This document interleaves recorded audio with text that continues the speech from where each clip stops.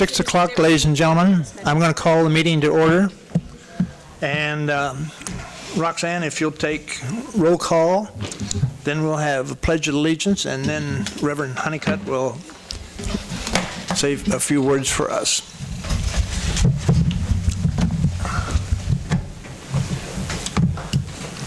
I pledge allegiance to the flag of the United States of America.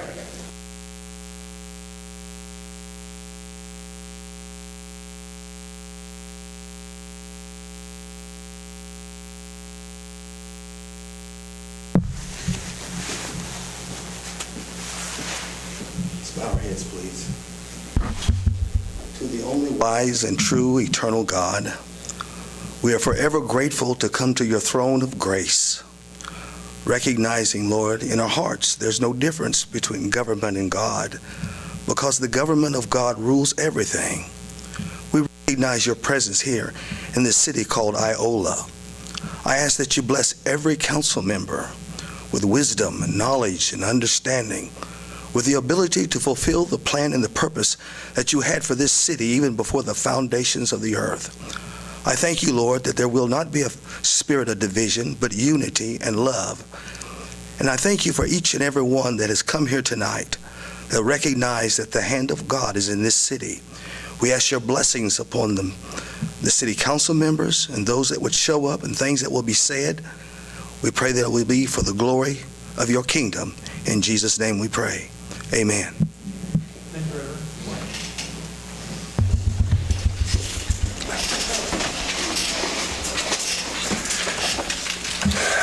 Okay, have we reviewed the agenda? I will make a motion we approve the agenda. I'll second that. We have a motion and a second. All in favor, raise your right hand. Motion passes. Now's the time for public comments. If we have any comments that want to be Are you feeling okay? about that's not on our agenda. Okay, in that case, we will move to the consent agenda. I make a motion we approve the consent agenda. I'll second that. Have a motion and a second. All in favor, raise the right hand. Motion passes. That brings us down to the roundtable, Countywide community conversation. And that's you.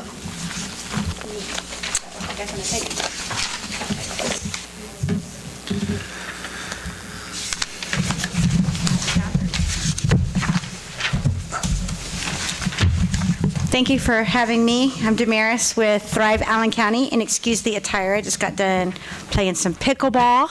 So if you haven't tried that yet, then you need to, as you can see, it does make you sweat. So I'll wait till everybody gets their packets. I guess I can give a little background about it. So what I'm passing out right now is just an overview of a new grant that I'm working off of called the Community Engagement Initiative. This is a 3-year grant that was funded by the Kansas Health Foundation, and it is really, it's a different type of grant than what Thrive has usually gotten, because this grant is labeled as a resident-led grant. So it's asking the residents a question, and that is, what do you think will make your community more healthy to live in? And instead of the way that we can generally write grants, we'll look at statistics and stuff like that and what we need in our community. This is one where I go out and it's just very open-ended. So I ask the question, and it can be whatever you think it could be. It could be about safety. I mean, very random. So what ended up happening is that if anybody's familiar with the community conversations that Thrive has been doing throughout the county for about the last 7 years, we go to each municipality and every other month and sit down with them and have their own community conversation in that township. This one was meant to be a county-wide community conversation, so we invite everybody to participate in that as one county. So this is the first time that we've been able to do that county-wide. So there was about 160 people that showed up, which was a very, very impressive turnout, I believe, because there are other communities that receive this grant that are all urban, And so far, we've had the best turnout rate, so I'm very humbled by the amount of people that showed up for Iola. For Allen County. So what happened there is there was what we call a visioning session where there are questions posed, and what do you think would make your community a thriving community, and what are the projects you could see that could happen within the next 6 to 18 months? What do you see on that kind of timeline? And so Iola came up, every community, actually 6 municipalities came up with priorities. And so these, I'm reporting back to all the city councils what theirs did. And this is what Iola said. These were all based off of what would be a policy change, a systems, or an environment change. And what Iola identified was, as short-term goals, they would like to have open gym accessibility without fees. Okay, so let me say this. After they came up with the priorities, if you see this piece of paper here and all the dots on there, everybody had stickers, so they would go up and they put their dot next to the priority that was most important to them. So what you see on the white piece of paper here is just a reflection of that. So if they said open gyms, 10 people voted on that. The first thing that we did was we took this and broke it down into what was short-term but needs resources, needs more steady, or long-term. So the short-term goals were open gyms without the fee, so 10 people, and we consider that a policy change. If you see out to the right, it kind of tells you if there's a letter out there, that means policy. If there's an E, it means environment. ID, local resources, publicize, community events, encourage attendance. That would be a systems change. I didn't put that on there. Complete streets and tobacco-free campus at Allen County. Those are all short-term goals that we're working on. The short-term, or that were identified, I'm sorry, we're not working on this right now. The short-term but needs resources are the public restroom access, and I think that one actually meant the public access up on the town square. I know that there's been conversation about that. I think that was still kind of coming off of that conversation there. And 16 people voted on that one, and that's an environmental change. The Washington Street Bridge connection to the trails, bike pedestrian access to new grocery stores. Now, all of these are things that we think we can do pretty easily, but these are all going to require quite a bit of resources to do that. Then the needs more steady was fix-ups to help pay for housing, beautify current parks, add splash parks, look into the Iola cab to solve transportation. And like I said, so this grant allows the residents to dream. I mean, they basically, this stuff just comes off the top of your head, and then people got to vote off that. So if you're wondering where these ideas are coming from, they're just everyday average people that are not reading the statistics every day, saying what they think would make the place the county healthier.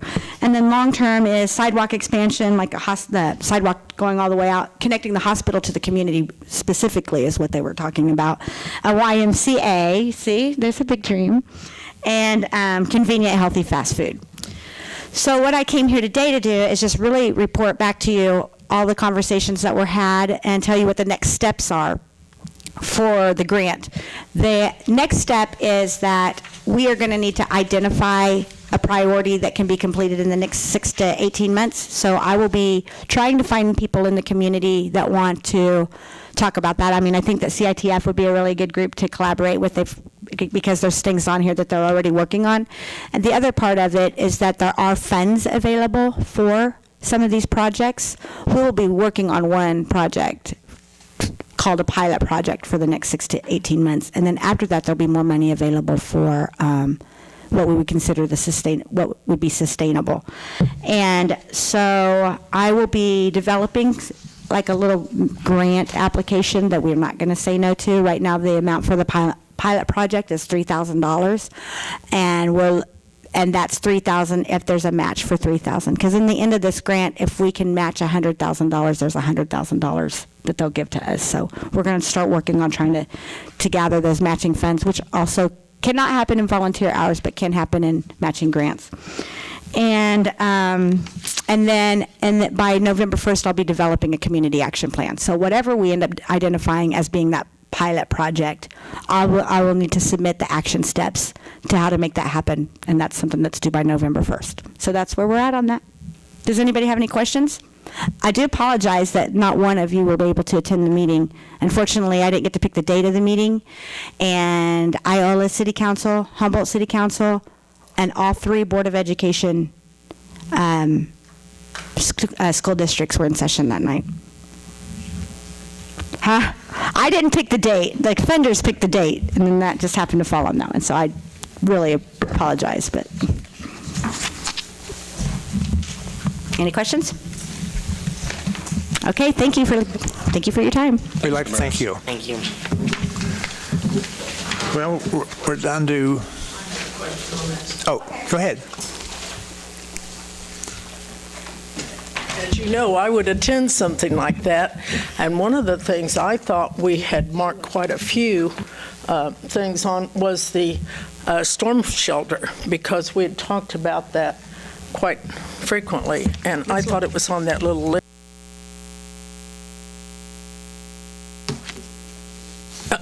Anywhere in town, we felt like there should be some storm I shelters. thought that was maybe with the public access to rest. I thought any restroom we built was also going to be a storm shelter, was my impression. Nancy can talk more on that, because we talked about it to talk with Van Scoik, and we also talked about public restrooms, because we always have to bring in something. I don't think we combined them, because I know we were putting that up, and I can remember 4 of us putting our little stickers up there. Oh, okay, so that is probably true. They only took like the top 4 or 5. They didn't put every one of them on the report. They only did like the top 3, 4, 5, Okay. So the top scoring ones. Yeah, and the other thing, and now you two can tell me for sure, but I know George Masterson was one that put this up about the tobacco-free. I thought it was. No. The college campus is not. But that wouldn't be anything we would do with the city. I mean, I don't No. think. And there's designated places where they have to go to smoke it. It has to be so far away, but it is not tobacco-free completely on the whole campus. Heather gave us this report. She's on, I don't know who's the Iola representative, unless it's Thrive, because Heather's on for gas, and she gave us a complete coverage of this from top to bottom. And so we had several questions, so I'm glad you're here. Okay. I would definitely be in support of that, making it completely tobacco-free everywhere, so that when you walk outside, you're not hit with cigarette smoke. It's kind of gross, so. I guess I could follow up on that one and just say that the grant that I have been working off of for the last 3 years, the CDRR grant, that is one of the objectives in it for the following year, so we'll be, working on that. Okay, thank you. Well, moving on then to new business. Chief, you're up next. Good evening. Basically, here tonight to get the council's authorization for the mayor to sign the agreement with Taser, new contract for our camera system starting October of next year. So nothing has changed from the budget presentations for the 2016. You have already approved the first year of the contract in the 2016 budget. So everything is entirely the same. Are there any questions? I don't, and I'm glad that we have the Taser cameras. Too. It's been a real plus for us. I think the rest of the nation is starting to see it that way too. They are. It's pretty much, I think it's going to be pretty much standard issue within probably 5 years, I would say. Well, since this is already budgeted for, and I believe we already kind of discussed this during our budget proposal, I will move we approve the contract with Taser Axon Flex and authorize, who needs to sign this? Mayor. The mayor And will. then authorize the mayor to sign it. I'll second it. We have a motion and a second. All those in favor, raise your right hand. Motion passes. Thank you. Thank you, Chief.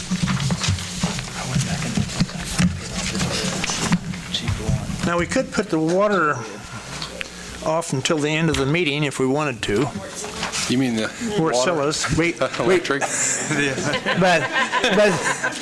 But since you're already ready, why don't we go ahead and talk about the Wartsila's? Good evening.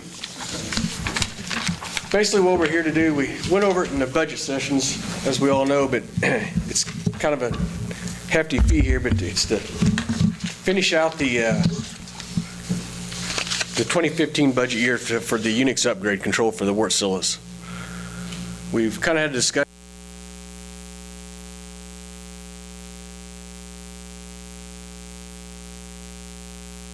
Placement of the generator money that we've got set back, because like the total for this whole project's about $840,000.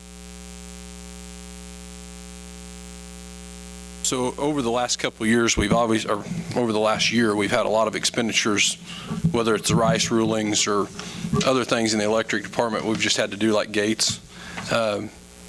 Obviously, it's hurt the electric fund as well as the transfers. And, this is one of those upgrades we're going to have to do regardless of when it is. And it's probably a good expense of that money that we've been laying back for generation.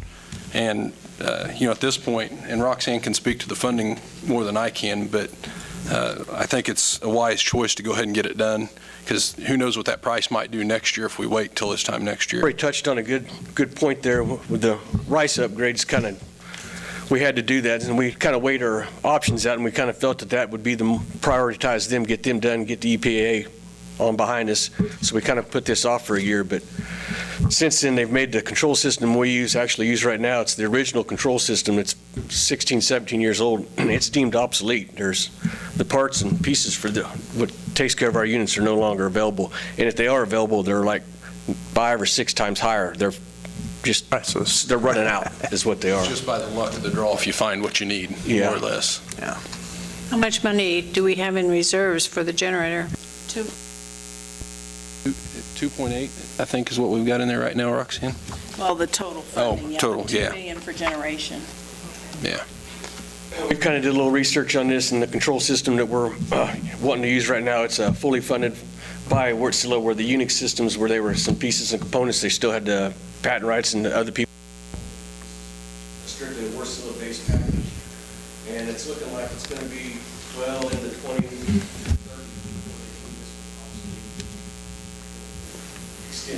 this life cycle, and this one will be a good 20-some plus years for what we got that they'll continue to make pieces and parts for. So, Mike, what will this do for our future generation reserves? Like, how That's the all- timeline on that? Will it set it back quite yes, a we'll ways? set it back. We're probably going to have to look at a way we're going to fund it, how we're going to put money back, and stick to the game plan of doing it to get us back to where we were, because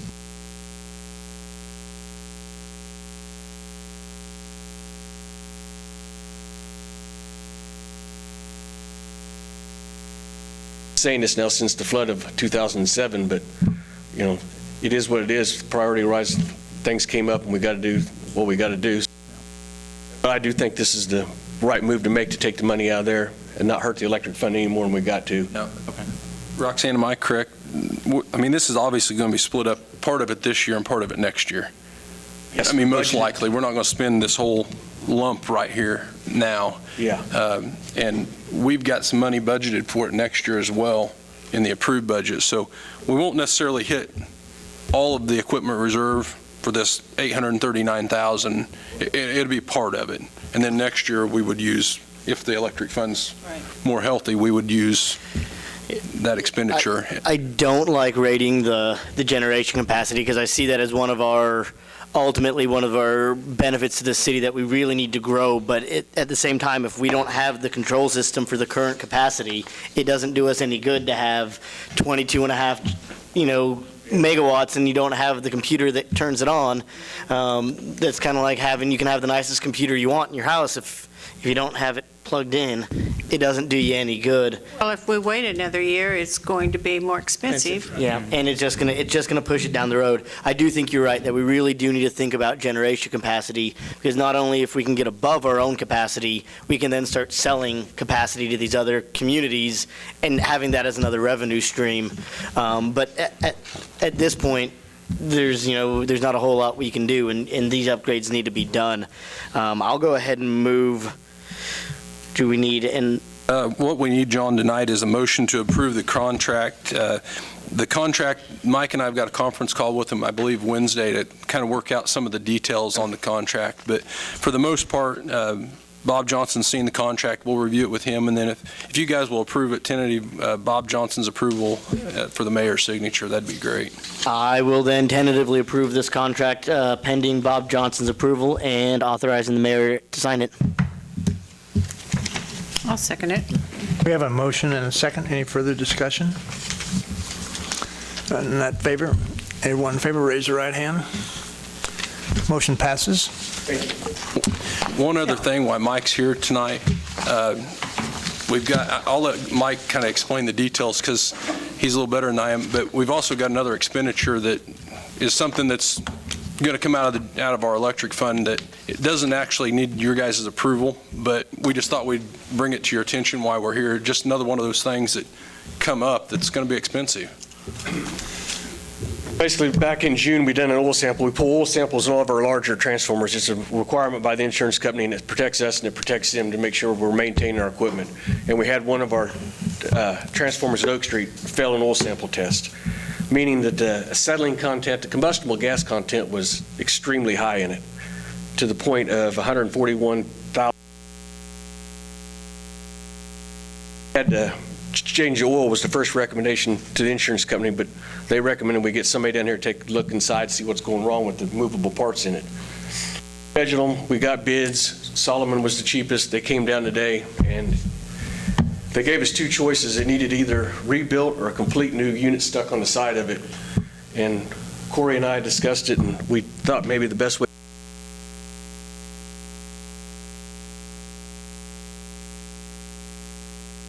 Like I say, it's something we're going to have to do. The insurance company, if we don't do it, they'll take that off the books and won't insure it. And then you're looking at a top out there, and it's all ours. Mike, are you talking about one of the generators out south, or? No, this is a transformer in a substation. Yeah, it just happens to be the transformer that takes care of all the square too. It's kind of an important one. It's setting up at Oak Street, which is right up by the water tower. Yes. I just thought it was a good time since, we're talking about the other expenditure, just so you know, when you see it come through the appropriations here before too long, there's going to be about a $17,000 expenditure out of the electric fund for it. So That will come out of the regular fund, 3450. We can take that out of there, but just kind of what's coming down the pipe. Any other questions? Find some way to make a bunch of money to pay for these things. Yeah, I know it. If we What didn't, about a wind turbine? Actually, I think there's a chance maybe to participate in a wind project here before long. I think Schnutzer really, I don't know if Carl is or not, but it's something we can actually look into, buy a piece of it and add to our portfolio. Of course, we got the hydro and stuff, but well, I think this is one they want you to joint venture. They want you to buy into something with Westar up north. Yeah. Kind of like what we did with the hydropower. We bought into it down in Oklahoma. Yeah, but that's another day. be a lot simpler that way, wouldn't it? Boy, it'd be easy. one way to do that is increase our capacity. Yeah. And I don't know if the citizens understand how much money we've saved just by having the capacity we do. Because if we were buying everything straight off the board, off the line, it would be. My numbers were correct here. Last time when we had discussion, they were wanting to maybe get rid of the EMDs for the cost of them, and they would have been over $100,000 a year just in capacity losses. We'd had to pay somebody to be in the market to keep. Here's a viable. They may not run very often, and they're expensive to run, but they're just the capacity alone is valuable. So, Especially with other cities want to join it. Hard on joining our group with us, so there's liable to be more members involved with it eventually too that may need a little capacity that is short too.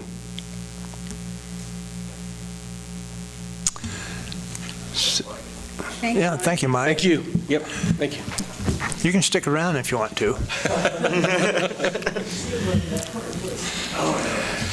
All right, we'll move on to item C under new business, which is joint school board / city council meeting discussion. yeah, we were sent a letter from Thrive, from David Tolan, to have a joint meeting with the school board. It's a nationally recognized health and planning and transportation gentleman, Mark Fenton, at your October 26th meeting. The only problem with that is we need to do regular business too, and get our, anything that might come up like the appropriations as well as anything else there. So what Carl was thinking, if you guys are willing to do it, we'd probably have it if the school still wants to have it. We'd have it probably at the school lecture hall at 5:30, and then David seemed to think it would take an hour and a half, 45 minutes for presentation and 45 minutes for discussion, and then we'd be able to adjourn from there and come down here and have our regular meeting starting about 7 o'clock. And we just try and make it a real light agenda. And this is all contingent on whether the school district votes tomorrow night to do it as well. So I guess your feedback, guys, your calendars, what do you think? I think that's fine. It'll be a little bit of a late night, but we've met with the county, and if we're talking about ways to increase efficiency, the school district, if we're talking about, wanting an indoor facility, an open gym, 257 and the college are probably good people to talk to because they want those same things. And while the city, it's probably not feasible for us to open a community center with the college and 257 and maybe some other, in countywide, we might be able to do it, but we're not going to know if we don't go to those meetings, if you don't sit down at the same table with them. So I guess if you guys don't have any issues, I'll call Jack Kane in the morning and let him know that the city council's on board with it. And as soon as we get things firmed up, we'll either we'll give you an update at the next meeting or send out an email or something to that nature. I don't believe there's any action need to be taken on it, just so everybody's on board with it. All right. In that case, we'll move on to item D, which is Cox Communication franchise agreement, renewal of it. Really nothing new on the franchise agreement. We've had it for a while there at City Hall, excuse me, at City Hall, and Carl's looked at it. I believe Bob Johnson's also looked at it, and we just need to pass General Ordinance 3452, extending our franchise agreement. This includes the access. I believe so. TV access, okay. I will move then that we approve General Ordinance 3452 and authorize the mayor to sign it. So this is, where it says it's non-exclusive franchise, so if we perchance had some other cable company that came in, they can come in and maybe start with somebody else that has lower rates. Yeah. It would be nice. I just want to, this is non-exclusive, so it doesn't grant them exclusivity to our city. No. Somebody else can come in if they want to, okay? That's correct. All right, then it's fine. Is that a second? I'll second it, yes. That's any further discussion? All right, we have a motion and a second. All those in favor, raise your right hand. Motion passes. That brings us to capital improvement list and a discussion. Okay. At your last meeting, Carl brought this up and asked for some feedback and time for you guys to look at it. This is a rather large wish list in some aspects because there's not a lot of funding out there for any of these items. Obviously there are several projects that are on our radar. North Kentucky trail or sidewalk from South Dakota on up to the hospital, which Damaris mentioned earlier as well. The fiber optic thing out there right now, initiative, as well as Thrive has been working with Van Scoik on that as well, on that fiber optic extension. The Safe Routes to School, right now we're in phase 1 of that. Shonda went to a seminar in Topeka, I believe 2 weeks ago, to kind of get, they've changed the title of that from Transportation Enhancement Funds to Transportation Alternatives. It's essentially the same thing. Before it was historic trails, anything that was an alternative to transportation was able to get that federal money. Now they've thrown the Safe Routes to School because the director, it's all federal fund, so they've kind of thrown it all into one big bundle.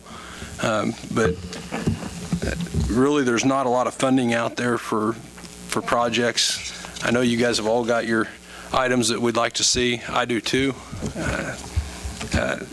54 highway is probably my biggest thing right now, and most likely we're going to have to look at an overlay because it's just extremely too expensive to go full depth right now.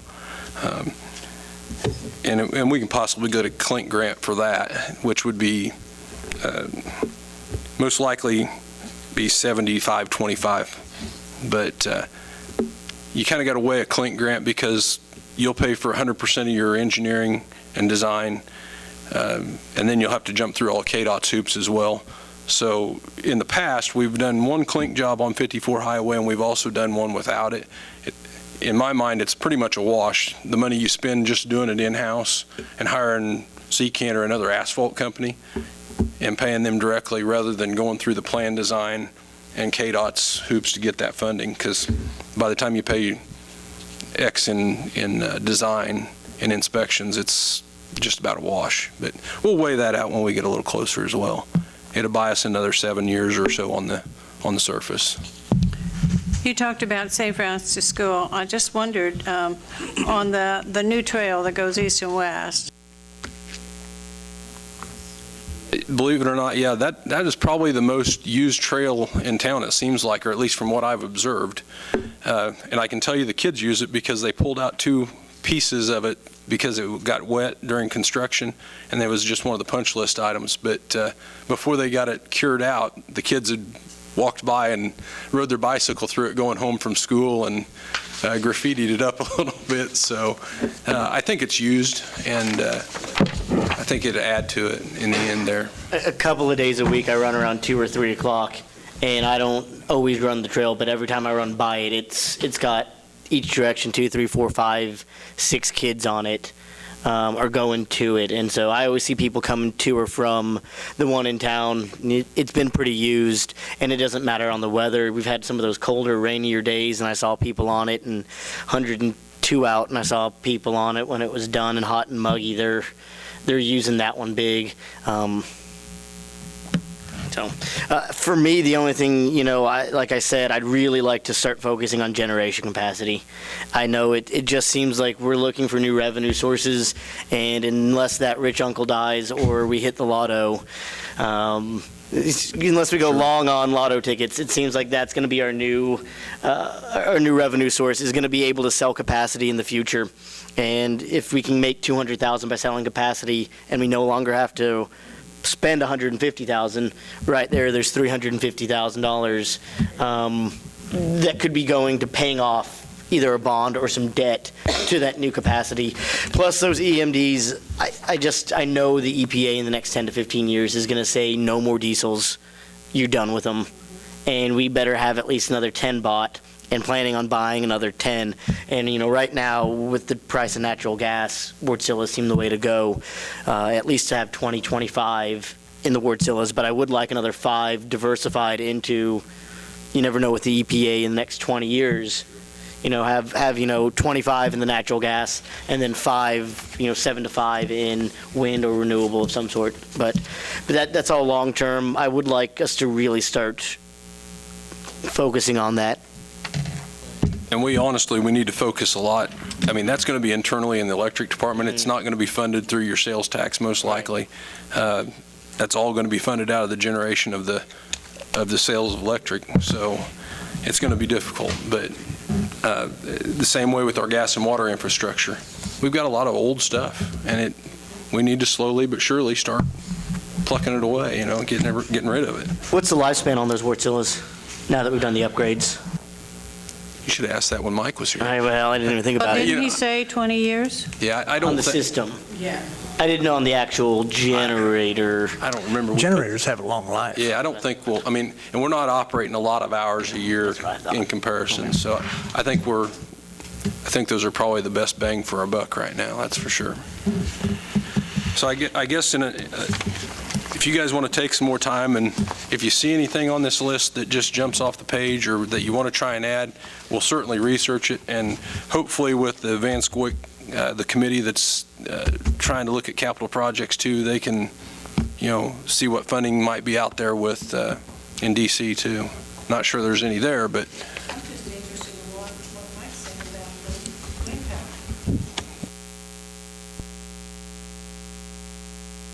power. Our depends somewhat on government funding, not somewhat, but a lot. They have been pretty good at it, though. The government has, but you don't know when the government's going to run out of money since we're $19 trillion in debt. The last time I looked at costs of generating, coal was like 1 to 2 cents a kilowatt, gas was like 2 to 3, and Wolf Creek was, I think, up around 7 or 8, somewhere in that neighborhood. And I think wind power, and this is a couple years ago, and they made a lot of improvements in wind power, but at that time it was about 16 cents, 16 to 18. So you're looking at, it's renewable, but it's also can be expensive, and they have improved them a lot, and before we get into wind power, we would really want to hire someone that knows really what is the latest on wind power.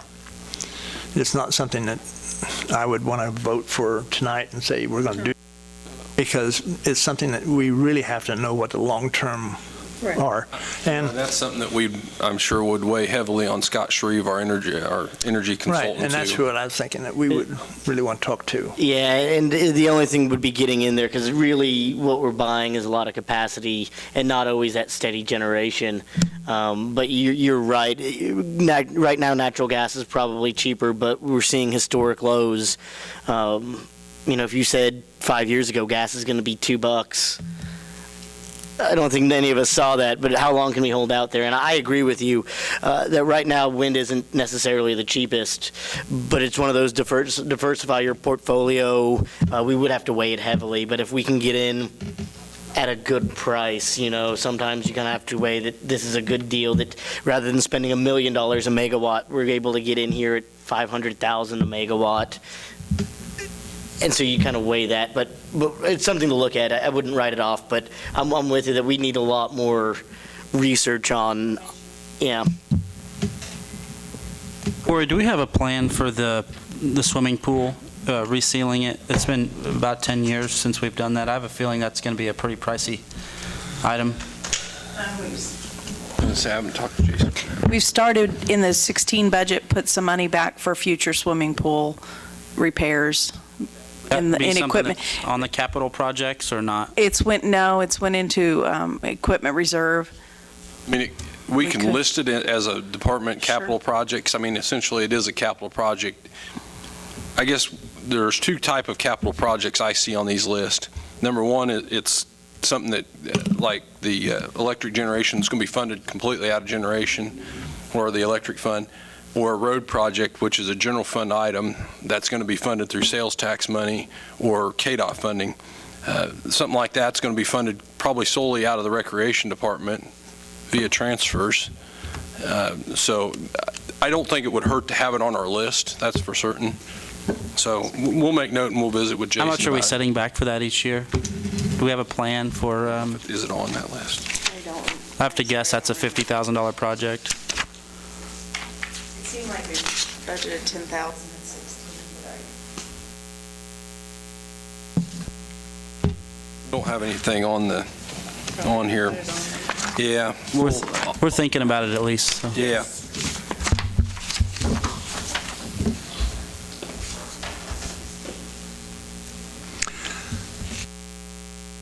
That's all on that. I guess we can go to council and administrator reports. And John, you're up first. I got nothing this week. Go Okay. Nancy? I don't have a whole lot.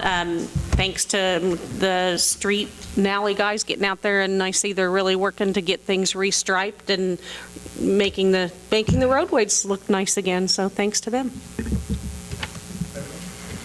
I just wanted to say I was really disappointed after the last meeting the next day when I heard what had happened, the gentleman that had stated, and I just didn't think the council thought very good about that. They just need to take time to think, because they put everybody at risk, him, his coworkers, and the city, and everybody was very much at risk. And I would have stayed, but I thought it was a no-brainer. I can't see them going against city policy. So, sorry. That's all I have. Okay. We had a power outage this past week, and our electric crew did an excellent job again, like they always do. So I want to thank them for doing that. And I've watched the water line going in and the gas line, and I think we have a really good set of employees that know what to do, and they're knowledgeable. And so I just hope we can keep them. Austin?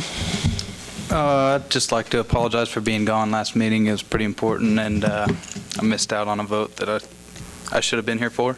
So publicly, I'd like to apologize for that.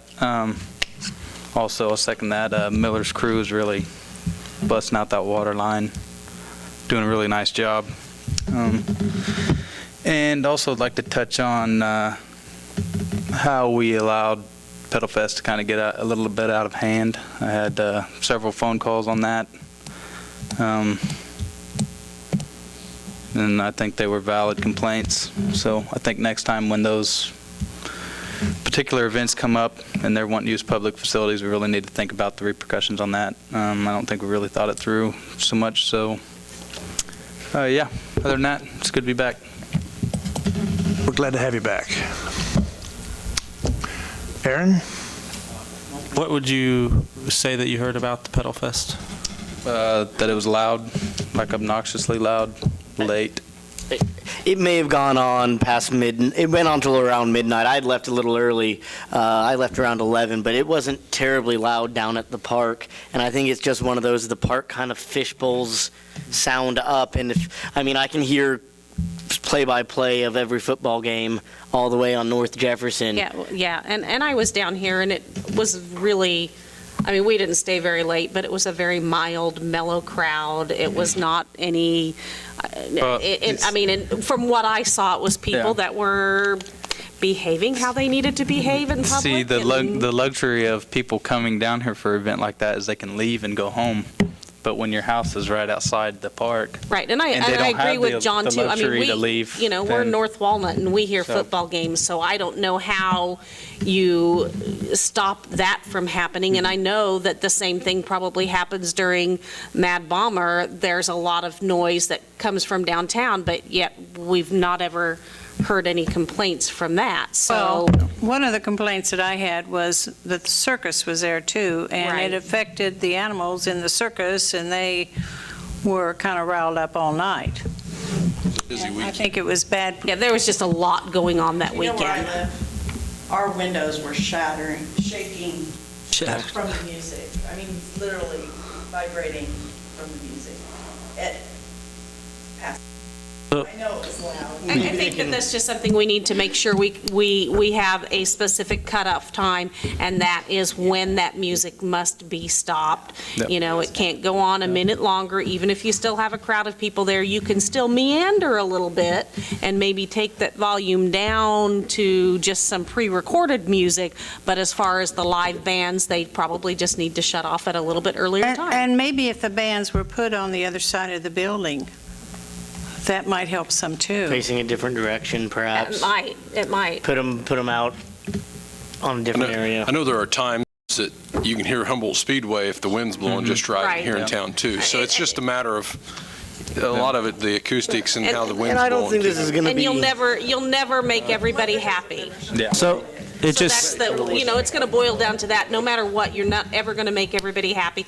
And the fact that the circus was there and the animals that was were loud. accidental, How are I you going think. to quiet animals from the circus? So I just think that it's just one of those things, and it's a live and learn kind of thing, and now, you know that maybe things need to quiet down a little bit sooner, but as far as the crowd of people out here. It wasn't the people so much as the it was PA just system and the music being yeah. too late. I think if we stuck with the curfew of the park, then that might be more feasible than one. Well, I'm kind of putting on another hat here. And I spoke to Chief about it and Corey today. We're doing a couple concerts at the Farm City Days event Friday night and Saturday night, and we're ending up with that same band back that was down here at Pedal Fest. and I told them they were going to have to quiet down, and they told me basically that they couldn't. And so we had requested, and it was not in the request from 2 weeks ago, but we were going to need to get an extension on the noise ordinance until 11 p.m.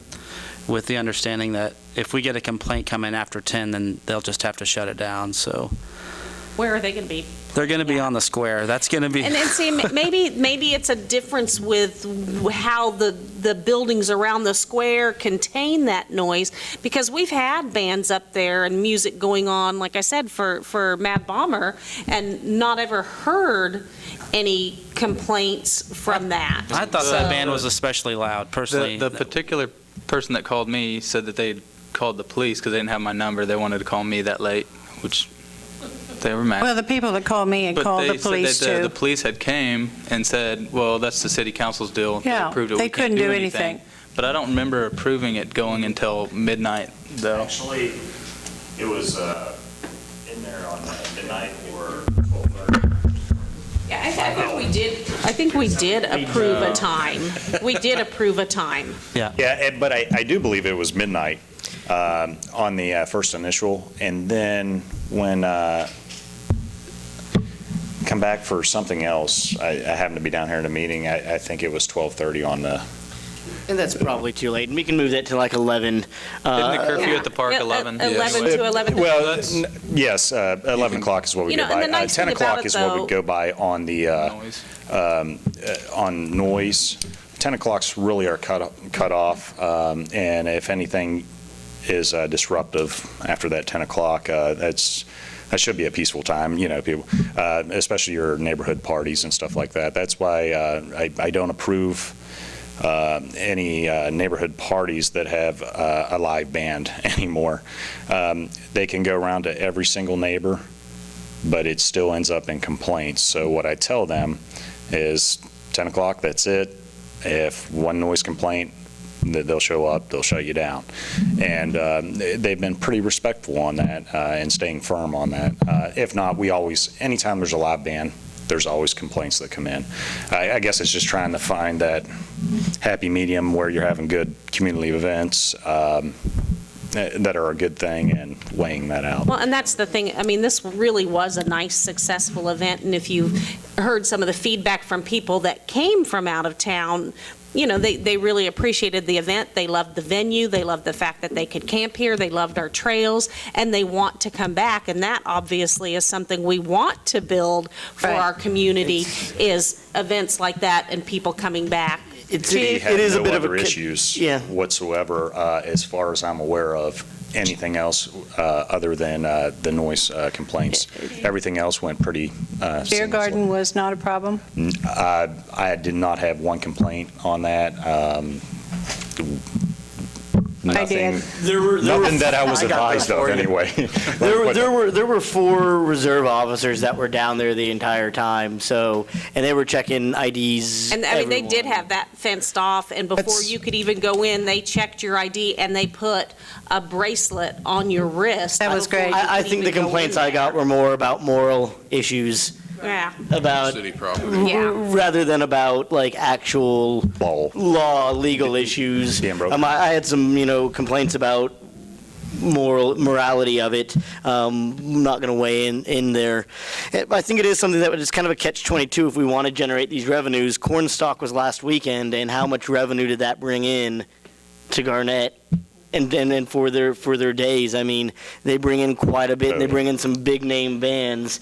And if we're talking about new sources of revenue, sometimes it does mean bringing a concert in or a pedal fest in, and it's one of those catch-22 that you have to be respectful and maybe cut off around 11. But at the same time, we did see a lot of people, and I saw a lot of people from around town even that said, this was a great thing. There's nowhere to go and there's nothing to do, and we get tired of just sitting around. And it was nice to come down here and sit around outside. Visit. I mean, there were just lots of groups of people just sitting around visiting. We didn't stay very long. We had so much going on that day, but we just came down to see how everything was going, and it was just lots of people sitting at tables visiting, and there were kids running around outside the fenced-in area and other adults outside the fenced-in area. So, and it's just, you're never going to please everybody, and that's the big issue. Certainly. Is there's always going to be somebody who's not going to be happy. Should we amend the Farm City Days request to include an ordinance extension until 11 p.m.? You may want to do that next meeting. Yeah, that might be a good idea. Okay. No. You may want to do that next meeting. One of the other things I would like the council to take in consideration on the future events, especially when we're utilizing property, City of Iola, and we do that, is utilizing the police department versus using the reserves or any other entity. If anything happens, we're doing the case anyway. It's just going to be handed right over to us, and I feel that we have a vested interest in the property and everything else too. Not to say anything was wrong or anything like that. I feel that that opportunity should be given to the police department. They're just trying to save your overtime budget. Yeah. But we can contract for that. I wouldn't we do mind contract. having you all have the first right of refusal on the contract. I think that's a good idea. Yeah, now, it'll be more expensive than the reserves, but it's one of those things that they don't get many opportunities for that, and if that came around, it'd be like working the football games. That's an opportunity for them to make a little bit of extra overtime, and we're reimbursed for that. But it's just one of those deals. They don't come around too often, so if we can do something else for our employees on city property and those public events, I think it'd be a good thing. That's a good job. What's that? Oh, certainly, yeah. Thank you. I didn't have anything else, Don. Corey? The only thing I have, guys, is, as you know, the rental station has purchased the old JB Supply, which is south of there. They're doing some renovations to it. They've approached me. That property is kind of a strange piece of property. It's like a piece of pie in there. The old railroad rider dissects it to a certain degree. And the city actually owns the south driveway of the property. So been working with them because they're going to want to put some type of a pipe barricade up or a fence and a gate there to keep people from just driving in and hooking up to a trailer or whatever. And I told them, we've got a power line in there is my biggest thing, and we've got some utilities. So I'd rather do an indemnity agreement of some sort with Bob Johnson, allowing them to put it on city property. They're already maintaining the property, mowing it, so I don't foresee it being an issue. It's just working with them. But something for a future meeting that as soon as I get a little bit farther along, we'll bring to you. That's all I've got, Dawn. I need a motion. You can make them. I'll second it. Motion for adjournment. Everyone in favor, raise your right hand. We're adjourned. You can actually make motions. I know. Chair.